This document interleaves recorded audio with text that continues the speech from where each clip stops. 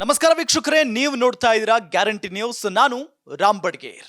ಈಗ ಬಹಳಷ್ಟು ಚರ್ಚೆ ಆಗ್ತಾ ಇರುವಂತ ವಿಚಾರ ಯಾವುದಪ್ಪ ಅಂತ ಅಂದ್ರೆ ಅದು ಚಿತ್ರದುರ್ಗದ ರೇಣುಕಾ ಸ್ವಾಮಿ ಕೊಲೆ ಪ್ರಕರಣ. ನಟ ದರ್ಶನ್ ಸೇರಿದಂತೆ 17 ಜನ ಈಗಾಗಲೇ ಜೈಲಿನಲ್ಲಿದ್ದಾರೆ. ಇದೇ ಪ್ರಕರಣಕ್ಕೆ ಸಂಬಂಧಪಟ್ಟಂತೆ ಚಾರ್ಜ್ ಶೀಟ್ ಕೂಡ ಸಲ್ಲಿಕೆಯಾಗಿದೆ. ಈಗ ಚಾರ್ಜ್ ಶೀಟ್ ಎಲ್ಲ ಕಡೆಯೂ ಕೂಡ ಸದ್ದು ಮಾಡ್ತಾ ಇರೋದು ಯಾಕೆ ಅಂತ ಹೇಳಿದ್ರೆ ಆರೋಪಿಗಳ ಸ್ವ ಇಚ್ಛಾ ಹೇಳಿಕೆ ಎಲ್ಲರನ್ನು ದಂಗುಬಡಿಸಿಬಿಟ್ಟಿದೆ. ಯಾಕೆ ಅಂತ ಹೇಳಿದ್ರೆ ಬಹಳ ಪ್ರಮುಖವಾಗಿ ದರ್ಶನ್ ಅವರು ಚಾರ್ಜ್ ಶೀಟ್ ನಲ್ಲಿ ಅಥವಾ ಪೊಲೀಸರ ಮುಂದೆ ಏನ್ ಹೇಳಿಕೆ ಕೊಟ್ಟಿದಾರಲ್ಲ ಆ ಅಂಶಗಳನ್ನ ಚಾರ್ಜ್ ಶೀಟ್ ನಲ್ಲಿ ಉಲ್ಲೇಖ ಮಾಡಿದ್ದಾರೆ. ನಾನು ಒದ್ದಿದ್ದೀನಿ, ನಾನು ಹೊಡೆದಿದ್ದೀನಿ ಅಂತೆಲ್ಲ ಓಪನ್ ಆಗಿನೇ ಅವರು ಸ್ಟೇಟ್ಮೆಂಟ್ ಕೊಟ್ಟಿದ್ದಾರೆ ಪೊಲೀಸರ ಮುಂದೆ. ಹಾಗಾಗಿ ಇನ್ನು ಮುಂದೆ ಏನಾಗುತ್ತೆ ಈ ಒಂದು ವಿಚಾರ, ಈ ಒಂದು ಪ್ರಕರಣ, ಯಾಕೆಂತ ಹೇಳಿದ್ರೆ ಕೋರ್ಟ್ ನಲ್ಲಿ ಟ್ರಯಲಿಂಗ್ ಕೂಡ ಇನ್ನು ಮುಂದೆ ಶುರುವಾಗುತ್ತೆ. ಹಾಗಾಗಿ ಇನ್ನು ವಾಟ್ ನೆಕ್ಸ್ಟ್, ಮುಂದೆ ಯಾವ ರೀತಿಯಾದಂಥ ಹಂತಕ್ಕೆ ಈ ಒಂದು ಪ್ರಕರಣ ತಲುಪುತ್ತೆ, ಮುಂದೆ ಏನಾಗಬಹುದು, ಇದೆಲ್ಲದರ ಬಗ್ಗೆ ಮಾತನಾಡುವುದಕ್ಕೆ ನನ್ನ ಜೊತೆಗೆ ನಿವೃತ್ತ ಪೊಲೀಸ್ ಅಧಿಕಾರಿ ಸಂಗ್ರಾಮ್ ಸಿಂಗ್ ಸರ್ ಇದ್ದಾರೆ. ಅವರನ್ನ ನಾನು ಮೊದಲಿಗೆ ಕಾರ್ಯಕ್ರಮಕ್ಕೆ ಸ್ವಾಗತ ಮಾಡ್ಕೊಳ್ತೀನಿ. ಸರ್ ನಮಸ್ಕಾರ, ಕಾರ್ಯಕ್ರಮಕ್ಕೆ ಸ್ವಾಗತ ನಿಮಗೆ. ಗ್ಯಾರಂಟಿ ನ್ಯೂಸ್ಗೆ ನಮಸ್ಕಾರ. ಭಾಳ ಒಳ್ಳೆ ನ್ಯೂಸ್ ಚಾನಲ್ ಬಂದಿದೆ. ಈಗ ದೇವ್ರು ಒಳ್ಳೇದು ಮಾಡಲಿ. ಭಾಳ ಪ್ರಖ್ಯಾತಿ, ನಮ್ಮ ಕರ್ನಾಟಕದಲ್ಲಿ ಪ್ರಖ್ಯಾತಿ ಆಗಿ, ಅದು ಕನ್ನಡ ಚಾನಲ್ ಅಂದರೆ ನಮಗೆ ಭಾಳ ಇಷ್ಟ. Thank you so much sir. Sir, ಈ ಪ್ರಕರಣಕ್ಕೆ ಬರೋದಾದ್ರೆ ಈಗ ಚಾರ್ಜ್ ಶೀಟ್ ಸಲ್ಲಿಕೆ ಆಗಿದೆ ಸರ್. ದರ್ಶನ್ ಮತ್ತು 17 ಜನ ಆರೋಪಿಗಳ ವಿರುದ್ಧ ಚಾರ್ಜ್ ಶೀಟ್ ಸಲ್ಲಿಕೆ ಆಗಿದೆ. ಮುಂದೆ ಏನಾಗುತ್ತೆ ಸರ್ ಪ್ರೊಸೆಸ್ ಈಗ ನೆಕ್ಸ್ಟು? ಈಗ ನೋಡಿ, ಈಗ 90 ಡೇಸ್ ಆಗಿದೆ. ಈಗ 90 ಡೇಸ್ 90 ಡೇಸ್ ಆದಮೇಲೆ ಹಾಕಿದರೆ ಅವ್ರಿಗೆ got the benefit of this thing, ಏನು ಅವ್ರಿಗೆ ಬೇಲ್ ಸಿಗ್ತಾ ಇತ್ತು. ಈಗ 90 ಡೇಸ್ ಒಳಗಡೆ ಹಾಕ್ಬಿಟ್ಟಿದ್ದಾರೆ. 3-4 ಡೇಸ್ ಇದ್ದಂಗೆ ಹಾಕಿದ್ದಾರೆ.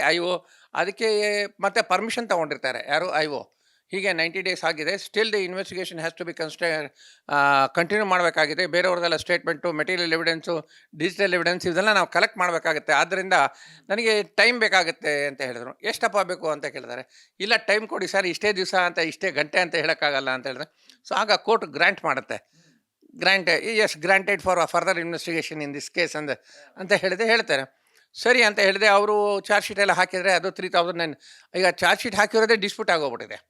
The investigating officer files the charge sheet. He should get ready with according to the law, according to CRPC. ಅವನು ರೆಡಿ ಆಗಿರಬೇಕು. ಏನೋ 17 ಮೆಂಬರ್ಸ್ಗೂ ಅವನು ಆವತ್ತಿನ ದಿವಸನೇ ಕೊಡಬೇಕು. ಅದು ಅವನು ಕೊಟ್ಟಿಲ್ಲ. ಅದು it goes against the prosecution. ಹೌದಾ?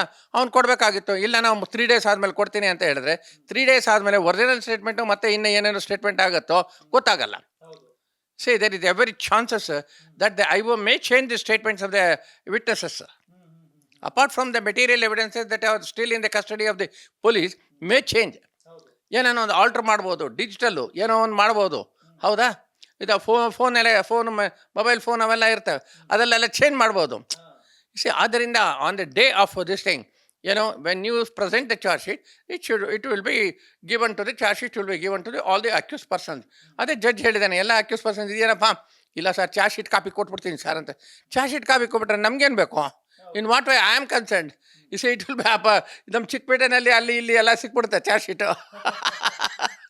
ಅದರಿಂದ that's why what I am telling it is the fault of the IO. It can be discussed, it can be challenged by the defence advocate challenge ಮಾಡ್ಬೋದು.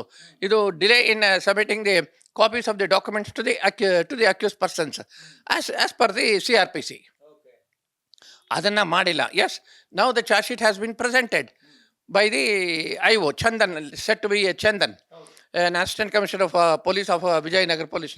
ಆಯಿತು, ಮಾಡಿದ್ದಾರೆ. ಮಾಡಿದ ಮೇಲೆ ಏನಾಗಿದೆ, ಆ charge sheet copy ಎಲ್ಲ ಪೊಲೀಸ್ ಸ್ಟೇಷನ್ಗೆ ಹೋದರೆ ಎಲ್ಲರೂ ಕೊಡ್ತಾರೆ. ಪೊಲೀಸ್ ಸ್ಟೇಷನ್ ಇದೆಲ್ಲ ಯಾಕೆಂದರೆ this all become the digital. ಎಲ್ಲ ಕಂಪ್ಯೂಟ್ರಲ್ಲಿ ಇರುತ್ತೆ ಎಲ್ಲ. ಹೌದಾ? ಎಲ್ಲಪ್ಪ ಒಂದು ಚಾರ್ಜ್ ಶೀಟ್ ಕೊಡಪ್ಪ ಅಂತ ಹೇಳಿದ್ರೆ ಕೊಟ್ಬಿಡ್ತಾನೆ. The constable who types and everything. Sir ನೋಡ್ತಾನೆ, ಅಲ್ಲಿ ಇಲ್ಲಿ ಸಾಹೇಬ್ರಿದ್ರೆ ಕಷ್ಟ ಆಗುತ್ತೆ ಸರ್. ಇಲ್ಲಪ್ಪ, ನೀವು ಈ ಟೈಮಿಗೆ ಬನ್ನಿ ಅಂತ ಹೇಳಿದೆ, ಟೈಮ್ ಕೇಳಿದೆ, ಕೊಟ್ಬಿಡ್ತಾನೆ. ಎಸ್, ಗ್ಯಾರಂಟಿ ನ್ಯೂಸ್, ಸುದ್ದಿ ಖಚಿತ, ನ್ಯಾಯ ನಿಶ್ಚಿತ.